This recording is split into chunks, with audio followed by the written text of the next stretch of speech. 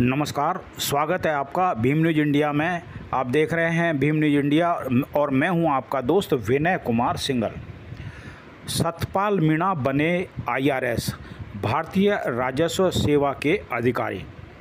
अब समाचार विस्तार से। डॉक्टर भीमराव अंबेडकर समिति कोटा ने श्री सतपाल मीणा, जो कि भारतीय प्रशासनिक सेवा के तहत भारतीय राजस्व सेवा के अधिकारी सेलेक्ट हुए हैं, का अभिनंदन किया। बताते चले कि श्री सतपाल मीणा, श्री रामराज मीणा, जो कि एग्रीकल्चर यूनिवर्सिटी में प्रोफेसर हैं और डॉक्टर भीमराव अंबेडकर समिति के पदाधिकारी हैं, उनके पुत्र हैं, जिन्होंने बिना किसी कोचिंग के अपने घर पर रहकर पढ़ाई करते हुए ये IAS की परीक्षा क्रैक की है। स्वागत करने वालों में समिति के अध्यक्ष श्री चतुर्भुज खींची के साथ महासचिव विनय कुमार सिंघल, सचिव रामजीलाल मीणा, उपाध्यक्ष श्री ओम प्रकाश मेघवाल, श्री कस्तूरचंद मेघवाल के साथ सचिव श्री संजय वर्मा, कोषाध्यक्ष हेमराज महावर, जॉइंट सेक्रेटरी अब्दुल खालिद और बड़ी संख्या में पदाधिकारी उपस्थित थे। रेलवे में TT श्री ठंडीलाल मीणा और नरेंद्र बैरवा भी इस समिति के साथ उपस्थित थे। साथियों, समिति द्वारा श्री सतपाल मीणा IRS को प्रतीक चिन्ह देकर, साफा पहनाकर, माला पहनाकर और प्रेमबल देकर उनका अभिनंदन किया। आप देख रहे हैं भीम न्यूज़ इंडिया की रिपोर्ट। इस समय आप सतपाल मीणा का अभिनंदन करते हुए डॉक्टर भीमराव अंबेडकर समिति के जो पदाधिकारी हैं, सतपाल मीणा के आवास पर हैं। बताते चले कि श्री सतपाल मीणा, जो कि IRS बने हैं, वो हमारे समाज, हमारे बच्चों के लिए प्रेरणा स्रोत है। वर्तमान समय में सारे बच्चे छोटी क्लास से कोचिंग की ओर भाग रहे हैं। ऐसे में सतपाल मीणा ने बिना कोचिंग ये परीक्षा क्रैक की। भीम न्यूज़ के चीफ एडिटर विनय कुमार सिंघल ने सतपाल मीणा जी से बात की। देखिए एक रिपोर्ट। आज हमारे साथ हैं IAS सर्विसेज क्रैक करके IRS में सेलेक्ट हुए। क्या शुभ नाम है आपका? जी, मेरा नाम सतपाल मीणा है। सतपाल मीणा, जो कि कोटा में ही रहते हैं और डॉक्टर रामराज मीणा प्रोफेसर हैं एग्रीकल्चर यूनिवर्सिटी में, उनके पुत्र हैं। बताते चलें, विशेषता इनकी ये है कि इन्होंने ये एग्ज़ाम बिना किसी कोचिंग के क्रैक किया है। भीम न्यूज़ इंडिया की ओर से आपको बहुत बहुत बधाई हो। जी, शुक्रिया।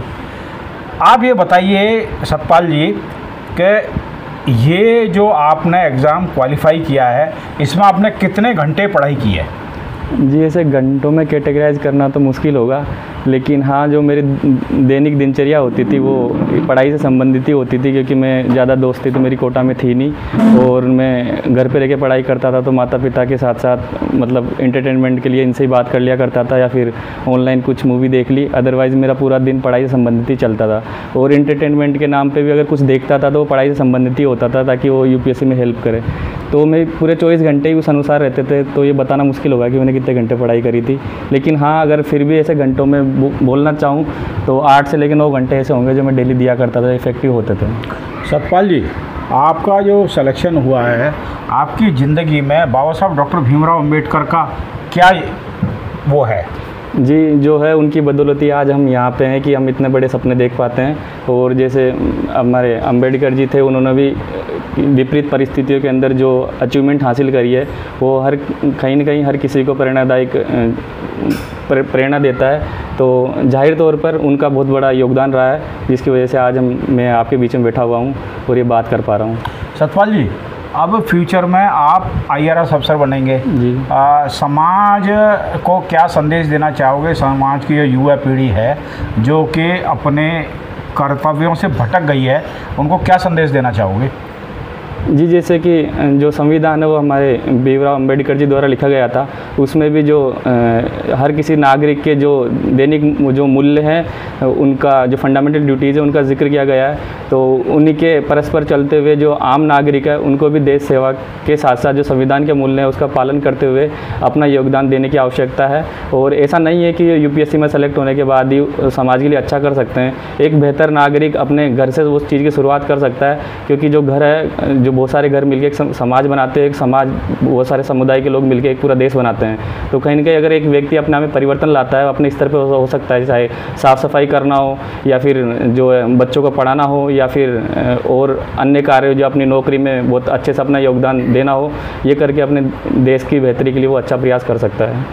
सतपाल जी, अभी सुप्रीम कोर्ट का एक डिसीजन आया है, शायद आपने पढ़ा भी होगा जी, इसके बारे में आपके क्या ओपिनियन है?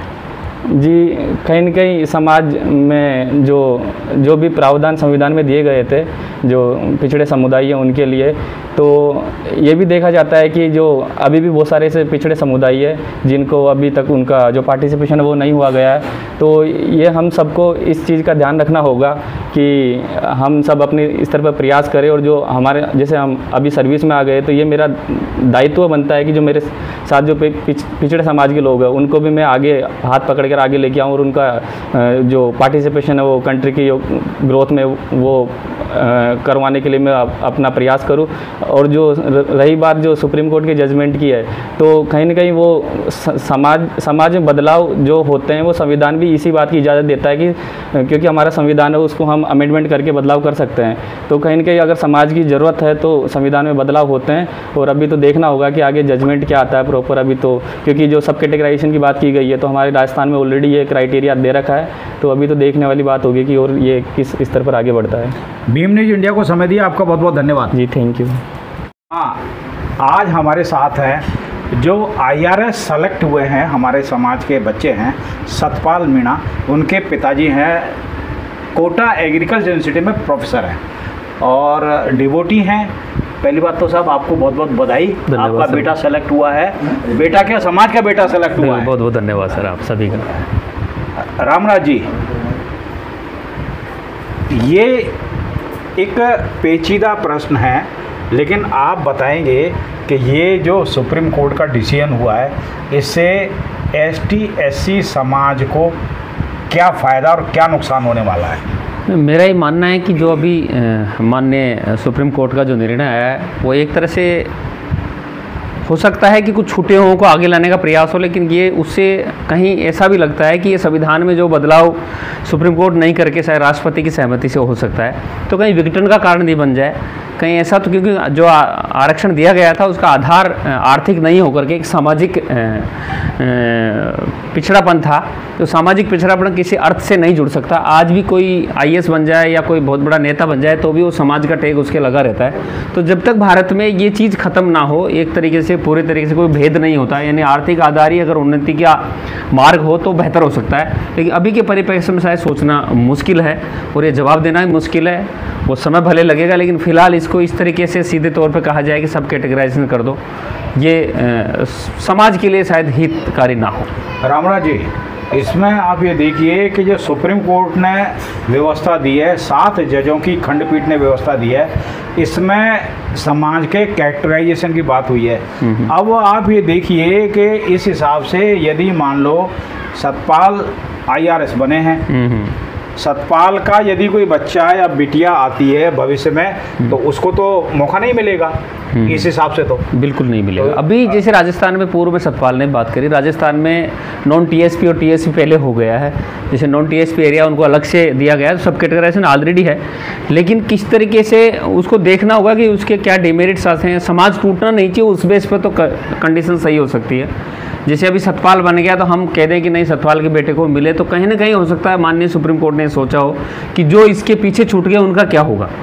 तो वो एक देखो रामराज जी, डॉक्टर रामराज, एक चीज़ मैं आपको क्लियर कर दूं कि जो रिजर्वेशन जो मिला है वो जातीय आधार पर मिला है, आर्थिक आधार पर नहीं मिला है जी। आज यदि कोई सतपाल भी IRS बनते हैं, आपको पता है इनकी नाम के पीछे इनकी जात लगी हुई है। बिल्कुल, आप समझ रहे हो जी। शेड्यूल कास्ट का आदमी यदि कोई IAS IRS बनता है तो उसके पीछे उसकी जात होती है। हाँ, और जात उसको उसी दृष्टि से देखा जाता है, वो चाहे कितना भी क्वालिफाइड हो। इवन यह है किसी एक शेड्यूल कास्ट का जो अधिकारी है वो IRS IAS वगैरह बनता है तो लोग उसको है ना उसकी जाति से संबोधित करते हैं। ठीक है, अधिकारी है, उसके मुंह पे नहीं करते हैं, लेकिन जाति पीछा नहीं छोड़ती।